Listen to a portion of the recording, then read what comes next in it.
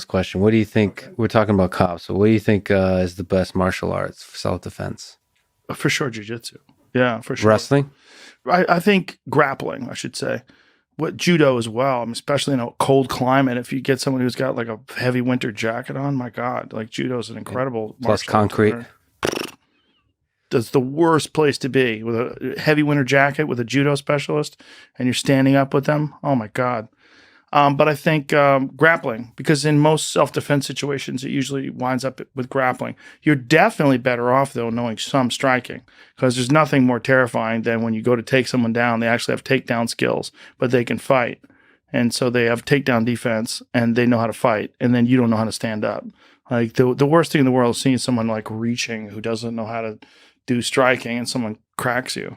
What about all that Krav Maga talk, which is like, you know, the whole line of argument that says that jiu-jitsu and wrestling and all of these sports, they fundamentally take you away from the nature of violence. So they're just teaching you how to play versus the reality of violence that is involved in like a self-defense situation that is a totally different set of skills would be needed. In general, the people that say that jiu-jitsu or other martial arts it's more of a sport and they don't really understand violence. In general, the people that say that suck. Yeah, that's anybody who thinks like someone's like, you know, hey man, I'll just bite you. I'm like, are you going to bite me? Okay. Do you think I'm going to bite you too? What do you think of that? What if I punch you in your fucking face? You think you're still going to bite me when you can't even see? Yeah. When you barely even know you're alive and I choke you unconscious? If someone's really good at jujitsu, good luck stabbing them with your keys.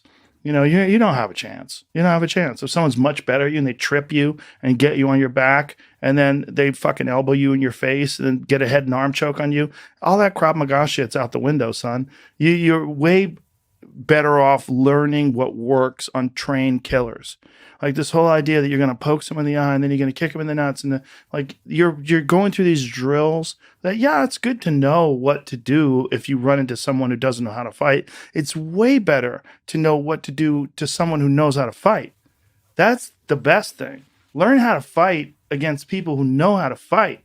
Like all that practice self-defense, and it's going to come at you with a knife. You're going to grab the wrist and do that. Like, it's good to know self-defense, but it's much more important to understand martial arts comprehensively. When you understand martial arts comprehensively, like I shouldn't say there's no Krav Maga guys, but it would be shocking if a Krav Maga guy and a mixed martial arts guy had a fight, and the mixed martial arts guy who's a trained killer all around didn't fuck that guy up. That's what I would expect would happen. I would not think that some guy who has a little bit of this and a little bit of that and prepares for the streets is going to be able to handle a person who trains with killers on a day-to-day basis, who rolls with jiu-jitsu black belts, who trains with Muay Thai champions. Like, it's the best martial arts are the martial arts that work on martial artists, not the martial arts that work on untrained